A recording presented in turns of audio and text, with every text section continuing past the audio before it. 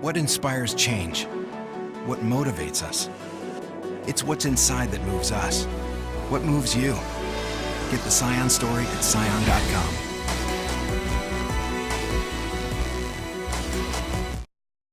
Federal sequestration forced over 200 civilian employees from Naval Base Guam and Andersen Air Force Base to take 11 furlough days that started on July 8th through the end of the fiscal year.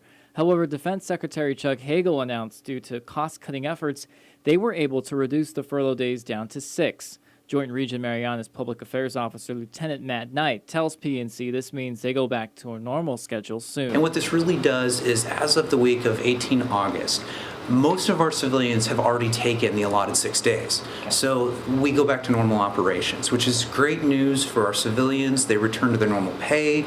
It's great news for the operations because our civilians have been doing a great job trying to keep things running, but there is a slowdown. There is effects when they aren't able to work the full 40 hours. Knight also says how the reduced furlough days will affect the commissary and Department of Defense schools. The commissary is going back to what they were before. They'll only be 1 day down a week, and that's for stocking purposes. And that's what they were doing prior to the furloughs being put into place.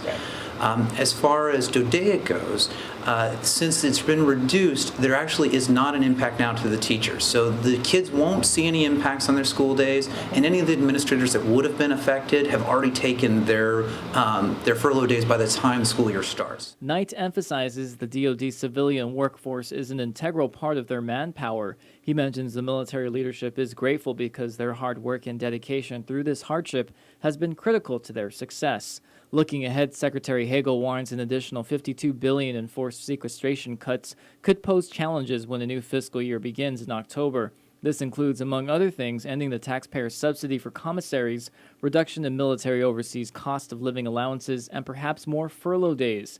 However, Knight says they haven't been informed on anything yet, and if it happens, they will do their best to weather this sequestration storm. We take our direction when we get it, and so there hasn't been any guidance on what's going to happen in future years. So I can't speculate on what's going to happen. I will say that we're constantly preparing and we're constantly looking at any options that we can help make sure that we meet the mission, that our force is prepared, that our people are informed, and as we find out the information, we'll try to make sure we get it out so that our people are ready for the changes that are coming and that the public knows when something's about to come. Josh Tikenko, PNC News.